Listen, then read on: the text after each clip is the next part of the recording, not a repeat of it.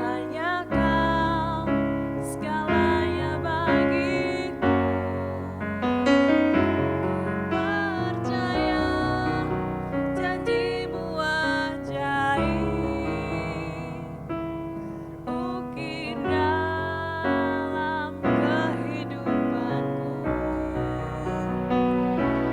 Berserah di dalam kekuatan-Mu, ku percaya.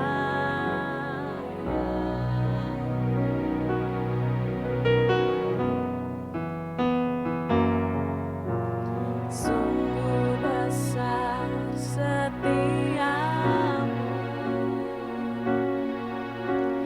Kau nyatakan bagiku.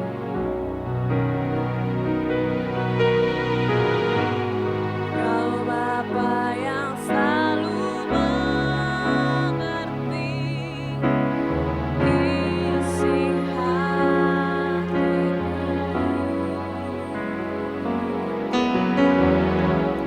Kemuliaan-Mu Kau janjikan, aku tetap percaya. Ku percaya janji-Mu ajaib, ukir dalam kehidupanku. Ku berserah di dalam kekuatan-Mu, hanya Kau segalanya bagiku. Percaya janji-Mu ajaib, ukir dalam kehidupanku.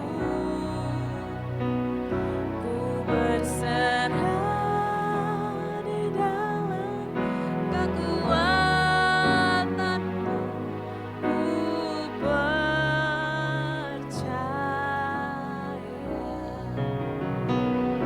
Ku berserah di dalam kekuatan-Mu, ku percaya.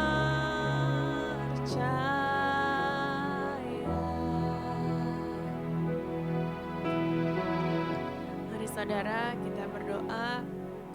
Terima kasih Tuhan Yesus untuk hari ini, untuk anugerah-Mu Tuhan.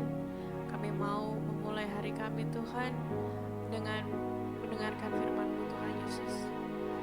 Buka hati kami Tuhan, kami siap mendengarkan untuk kebenaran firman. Dalam nama Tuhan Yesus kami sudah berdoa. Haleluya. Amin. Shalom, kita berjumpa kembali dalam renungan harian hari ini, hari Senin, tanggal 22 Mei 2023. Pembacaan Alkitab hari ini diambil dari Mazmur 69, pasal 95, 97, 98, dan 99 sesuai dengan yang tertera di bawah ini. Hari ini judul daripada renungan kita adalah Orang Benar Merindukan Hadirat Tuhan. Diambil dari Mazmur 97 ayat yang ke-12. Dikatakan demikian. Bersukacitalah karena Tuhan, hai orang-orang benar, dan nyanyikanlah syukur bagi namanya yang kudus. Alkitab sering menyebutkan orang benar. Apakah arti dari orang benar? Orang benar bisa berarti pertama, orang yang hidupnya melakukan hal-hal yang benar atau tidak salah. Kedua, orang benar adalah orang yang dibenarkan atau yang kehidupannya dianggap benar. Dalam perjanjian lama, umat untuk hidup benar harus melakukan seluruh hukum Taurat. Kita bisa baca dalam Roma 2 ayat 13b. Namun firman Tuhan juga mengatakan bahwa tidak seorang pun yang dapat dibenarkan di hadapan Allah oleh karena melakukan hukum Taurat. Roma 3 ayat 20. Jadi bersyukurlah oleh karena pengorbanan Kristus kita boleh mengalami dibenarkan oleh kasih karunia Allah. Roma 3 ayat 24. Tidak ada manusia yang mampu untuk hidup benar dengan usahanya sendiri. Tetapi puji Tuhan, kita bisa menjadi orang benar karena dibenarkan melalui iman kita kepada Kristus.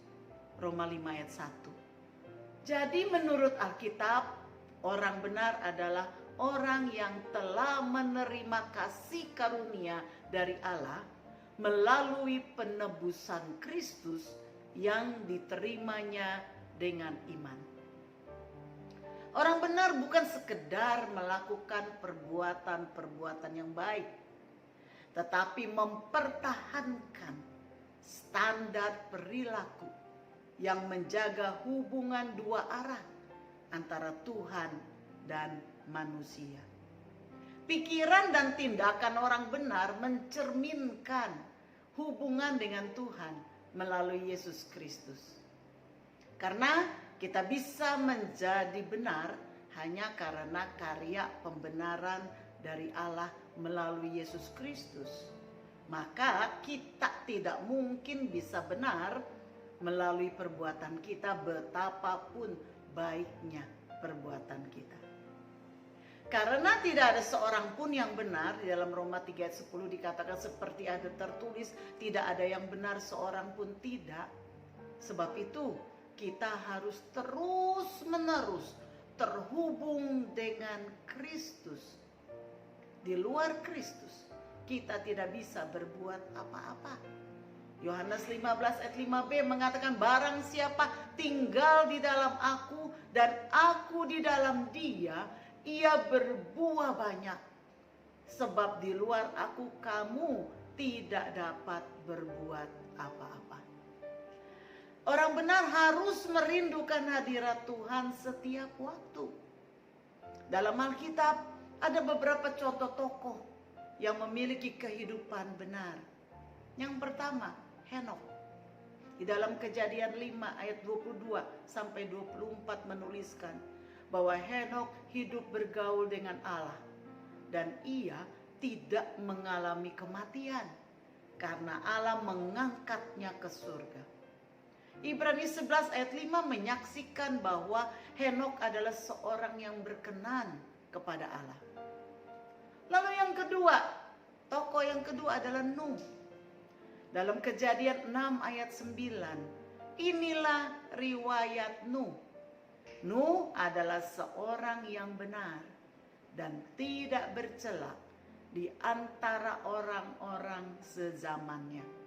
Dan Nuh itu hidup bergaul dengan Allah. Ibrani 11 ayat 7 mengatakan karena iman, Nuh dengan petunjuk Allah tentang sesuatu yang belum kelihatan, dengan taat mempersiapkan bahtera untuk menyelamatkan keluarganya. Dan karena iman itu, ia menghukum dunia dan ia ditentukan untuk menerima kebenaran sesuai dengan imannya.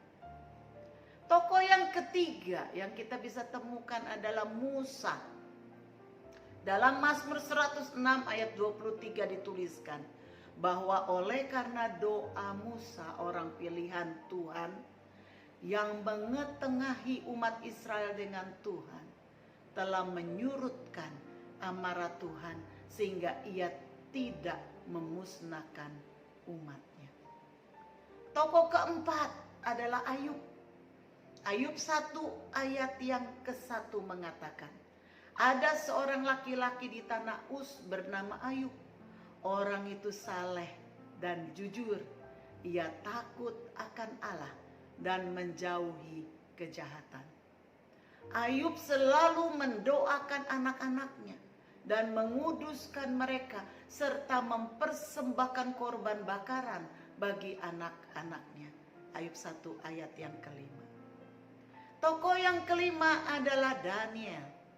Yeskil 14 ayat 14 dikatakan, biarpun di tengah-tengahnya berada ketiga orang ini, yaitu Nuh, Daniel, dan Ayub, mereka akan menyelamatkan hanya nyawanya sendiri karena kebenaran mereka.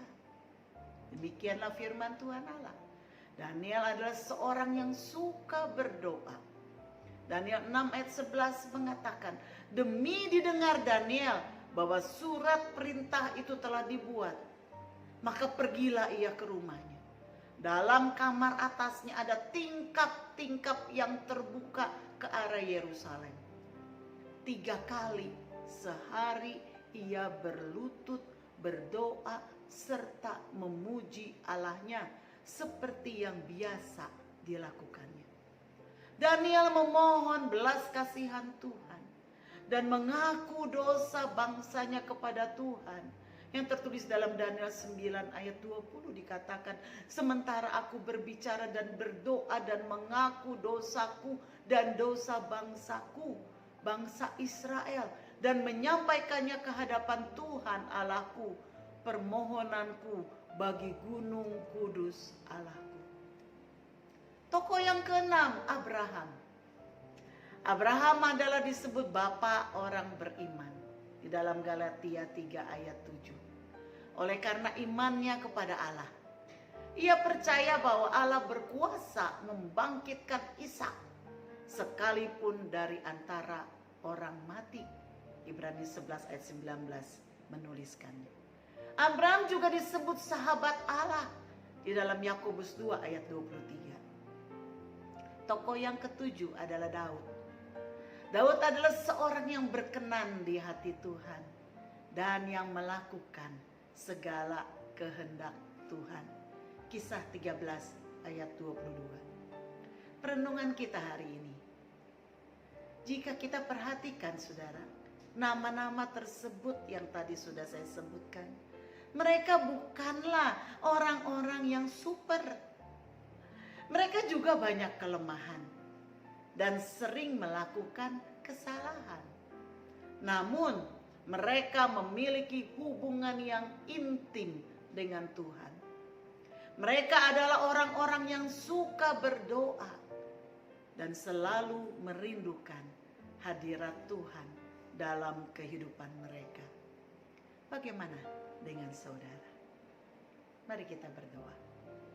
Bapa, kami datang kepadamu. Hari ini ya Tuhan, kami belajar bahwa orang benar selalu merindukan hadirat Tuhan. Karena kami tidak bisa benar oleh karena perbuatan kami. Kami hanya benar oleh karena kami dibenarkan oleh Tuhan.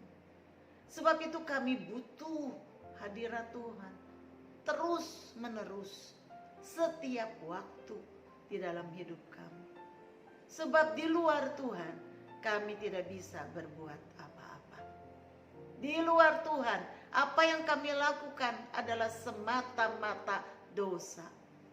Di luar Tuhan, apa yang kami lakukan adalah semata-mata mendatangkan maut dan kematian. Sebab itu ya Bapa, kami mau merindukan terus hadirat Tuhan. Setiap waktu kami perlu Engkau. Kami perlu tuntunan-Mu. Kami perlu hadirat-Mu. Terima kasih Bapa. Terima kasih. Inilah permohonan kami kepada Tuhan. Engkau melawat setiap kami yang ada di rumah-rumah saat ini. Biarlah hadirat-Mu juga nyata dalam kehidupan mereka. Terima kasih. Di dalam nama Yesus kami berdoa. Haleluya. Amin. Tuhan memberkati kita semua. Shalom.